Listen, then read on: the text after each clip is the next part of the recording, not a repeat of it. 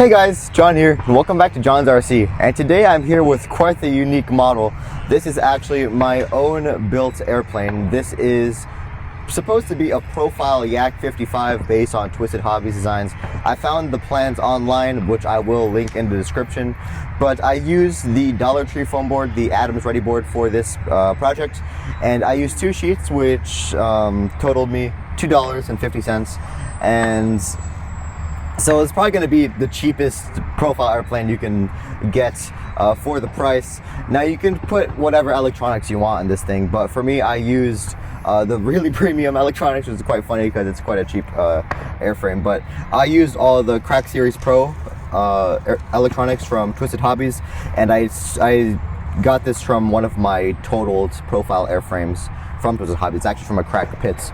So I have all the electronics, and you can see it's like the smoothest sounding profile plane ever. And all the hardware is, I got the control horns from Amazon, and I don't even know where I got this, but I ran out of push rods when I was building it, so I had to resort to using barbecue sticks for the actual push rod itself, and then at the end I glued in just scrap push rod so I can put it on the link, but the majority of it is barbecue skewer. And you can see this is how the bottom looks. I have single servo setup with the quick links, and you can see this is how it works. So it provides quite a nice bit of throw on all the surfaces. I'm quite happy with it, and honestly, for what it is, it took me like 3 hours in total to build this thing out of foam board, and I'm using like the heaviest glue possible. It's using hot glue, barbecue sticks, and it flies quite nicely. Now compare this to my Twisted Hobbies Crack Yak, which is pretty much the same size, 32-inch, same electronics. My Twisted Hobbies Crack Yak is 200 grams.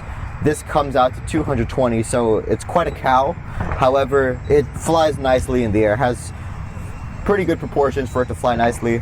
The only thing I changed from my own design is I made these side force generators, because the original plans that I found did not come with them, and I found when I flew them without the side force generators, the knife edge performance was quite bad, and it would have a lot of coupling, and it just didn't really do it nicely. So I added these in, and it made all of the difference, and for a $2.50 airframe, it flies incredibly well. So let's go and fly it, do a little demonstration for you.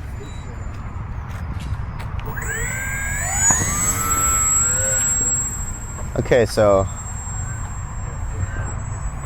you can see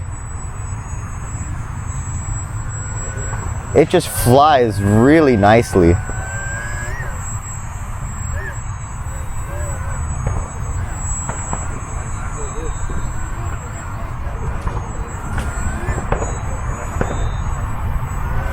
Now I did put a wing spar on this, however, it doesn't do anything. I put a single barbecue stick, but what I really should have done is doubled it down and used two barbecue sticks. So I wouldn't be able to bend vertically. However, I'm very simple-minded. I use one, and pretty much the barbecue stick is just there for spirit. It literally doesn't do anything. So, but you can see it flies so well. Dollar Tree foam board. The plans are very simple too. If you've ever built a Twisted Hobbies airplane, you would know it's pretty simple to do, and pretty much the difference on this one is you just have to cut out the parts yourself. But other than that, I mean, this thing is a 3D monster.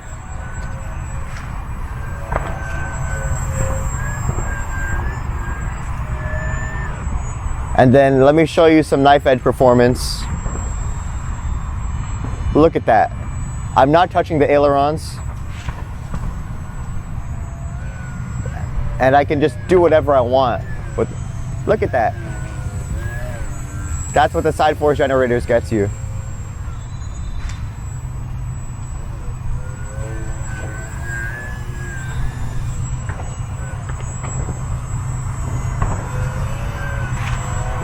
Now, the biggest difference you're gonna see with my Dollar Tree profile plane is the durability. Now, Twisted Hobbies foam, they use EPP.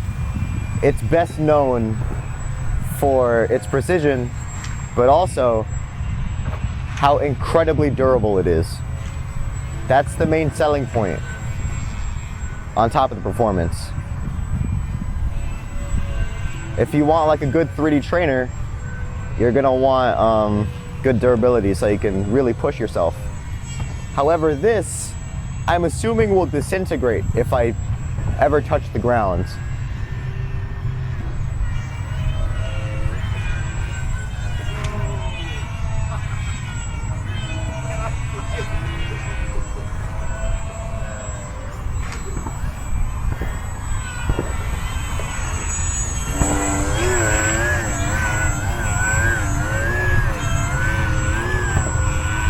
But the good thing is, because it's so inexpensive to build,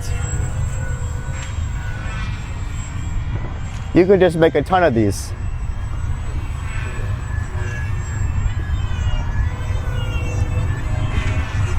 Now, the precision on the Twisted Hobby servos is honestly unmatched. The centering on them, second to none. And they're so quick and they're so precise. So I think a good replacement for these, because if I'm being honest, the twisted stuff can be quite expensive. It really adds up. But if you use Emax servos, I can't see why that wouldn't work pretty well. I've used Emax before, and maybe like a Sunny Sky motor or really anything.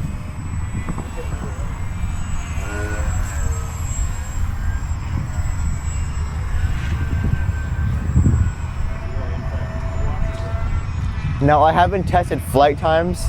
I think a 5-minute flight gate put me around 3.7 volts, and that's pretty much flying it how I'm flying it right now.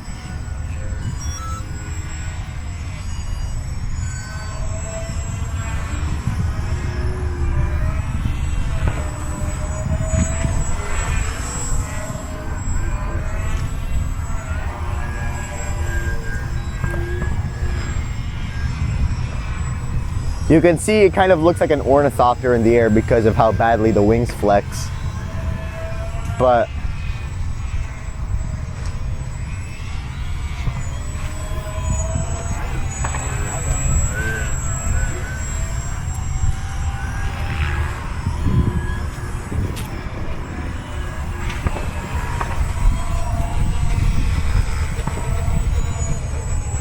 I think one of my favorite things to do with it,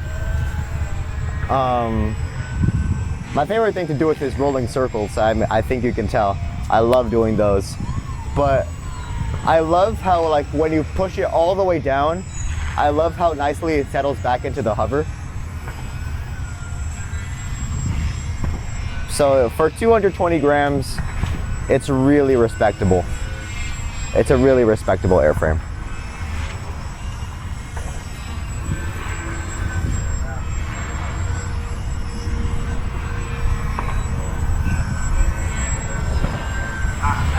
All right, let's go and catch this thing.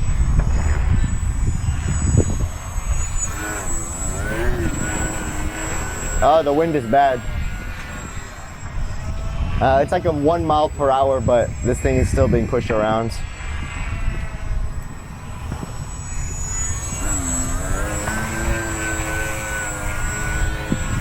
Come here. Okay.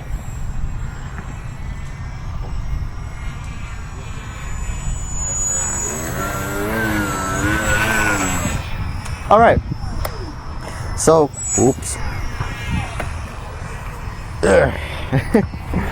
That was my flight on the, I don't know what I should call this, the on-crack yak, not quite a crack yak, on-crack yak. There's my on-crack yak. But you can see it's $2.50. Then this airframe flies incredible. The rolling rate is so nice.